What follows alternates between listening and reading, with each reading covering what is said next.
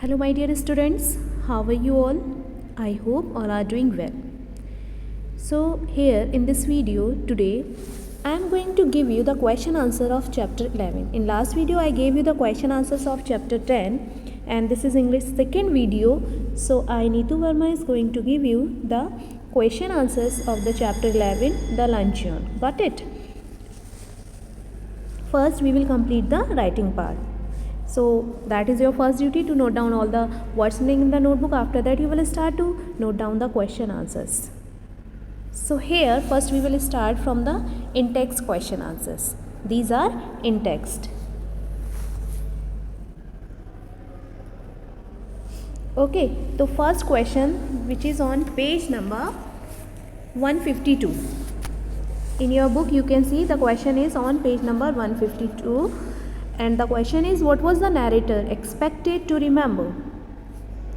The answer to this question is here. The narrator was expected to remember that the first and only time he had met the woman who had written to him, he had asked her to luncheon. Move to question number 2. This is also on page number 152. What does the narrator mean by the lady having more teeth than necessary? What practical purpose does he refer to? The answer to this question is here. The narrator described the lady as having more teeth than necessary, that talkative and unattractive. She ordered salmon and caviar for herself, and the narrator ordered the cheapest dish on the menu, a mutton chop, for himself.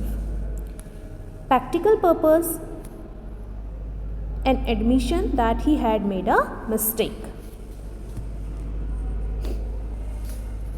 Move to question number 3. This is also on page number 152.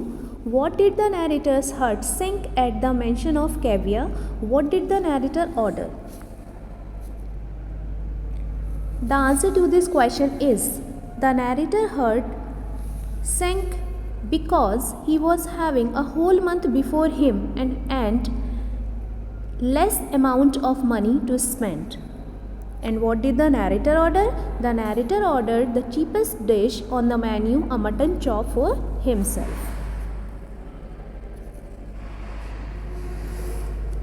Next question.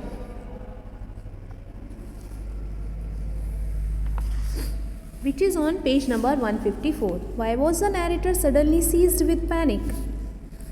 The answer to this question is, the narrator was suddenly seized with panic because the asparagus was very expensive, and it was not a question now how much money he should have left over for the rest of the month, but he had enough money to pay the bill. Next question. This is also on page number 154. Why does the writer use faintly to describe the narrator's condition? The answer to this question is, the writer uses the term faintly because the narrator was indeed feeling faint at the thought of falling short of money while paying the bill his guest had run up. So these were the in-text question answers. Now we have to start the reference to context. Reference to context are on page number 156. So first I am going to read all three questions of question number 2. First text. Well, it's May years since we first met. How time does fly. We are none of us getting any younger. Do you remember the first time I saw you? You asked me to luncheon.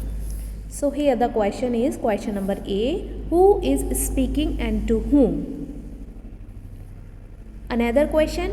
What does the expression how time does fly mean? And the last question. How long ago had they first met? So here all three questions I have answers I took together.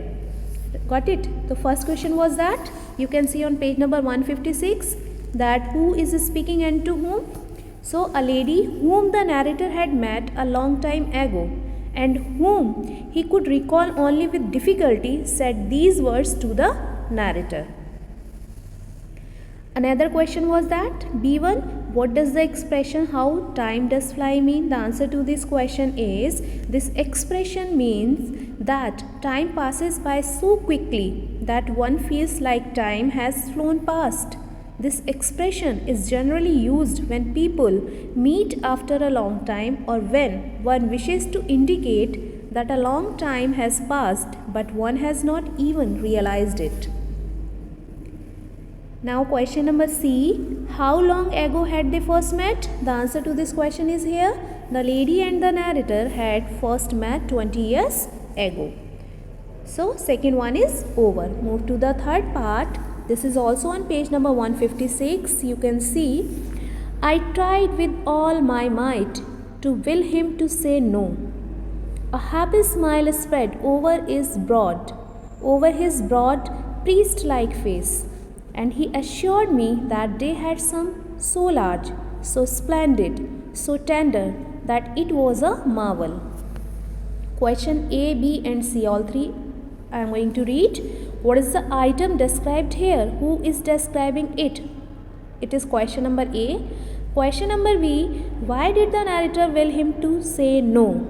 And the question number C, why does the narrator refuse to have any of this splendid food item? So again I am taking all three questions answered together on this page. What was the first question? I am repeating. What is the item described here and who is describing it? So answer to this question is here.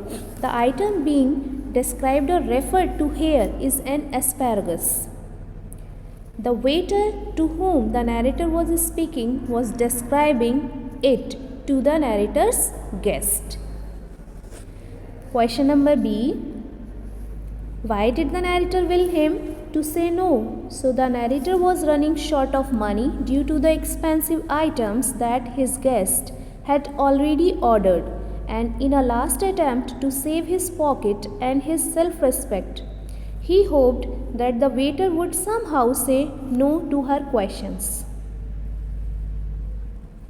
Now the question number C, why does the narrator refuse to have any of his splendid food item? So the answer to this question is, it was difficult for the narrator to afford such expensive food items for even one person, and in a desperate attempt to save some money, he decided to have none of the splendid items that were being ordered.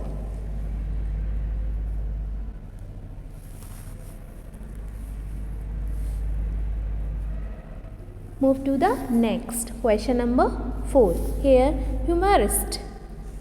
She cried gaily, jumping into a cab.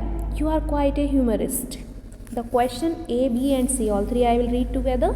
Who said this to whom? Question number B, why does the speaker say this? And question number C, what does this line tell you about the profession of the person being spoken to? So answers are here of this. Answer number A. What was the question? Who said this to whom? So the lady whom the narrator had taken out to luncheon said this to the narrator. And another one, question number B. First you can see the question number, answer number A. Now question number B answer. First I am going to read the question. Why does the speaker say this? So when the lady advises the narrator to eat just one item for lunch like her, despite the fact that it was precisely due to the number of expensive items that she had ordered for herself at lunch that the narrator was left without a penny. The narrator quietly agrees with her and says that he would eat nothing for dinner. The lady takes the narrator's comment as a joke and responds in this way. Move to the question number C. Question number C is, what does the line tell you about the profession of the person being spoken to? The answer to this question is here. This line tells us that the narrator is a creative person because he observes, remembers and reproduces situation and conversation with Ellen. This was the answer number C. Got it? So here we are going to stop our reference to context. Now move to the read, reflect and write. Question number 5. How much should a modest lunch cost according to the narrator? Did he have enough money for one when he invited the lady for luncheon? The answer to this question is here. According to the narrator, a modest lunch should not have costed more than 15 francs. The narrator had 80 francs with him when he invited the lady to luncheon. This was well within the limit of what he believed a modest lunch should cost. He had not imagined that the lady would insist on ordering such lavish portions of some of the most expensive dishes on the menu.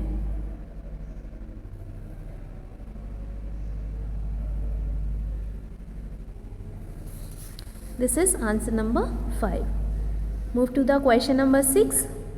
What was narrator's impression of the lady when he met her for luncheon? You can see the question. All questions are these reference to context and reflect. All the questions are on page number 156. Now here the answer to this question. The lady was not as young as the narrator had thought she would be. She seemed to be about 40 years of age. She came across as more imposing than attractive, and she smiled more than was needed. She also came across as very talkative, but since she was inclined towards talking about the narrator, he was prepared to listen to her attentively. This is the question answer number 6. Move to the question number 7. Why did the narrator feel complacent when he met the lady many years later? The answer to this question is, the narrator felt complacent when he met the lady many years later because her dining habits had left him broke and with barely any self-respect 20 years ago. And today she seemed to weigh about 21 stone. It was indeed the sweetest revenge he could have wished for.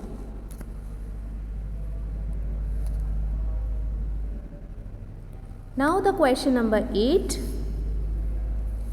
I never eat anything for luncheon. Discuss the irony of this statement. Answer to this question. The lady insisted that she hardly ever ate anything for luncheon, and yet she ordered the most expensive food items on the menu, one after the other. So much so that she left the narrator broke. Herein lies the irony of the statement. So these are the question answers of chapter 11.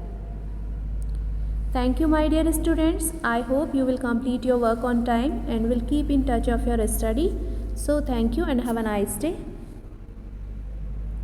Goodbye.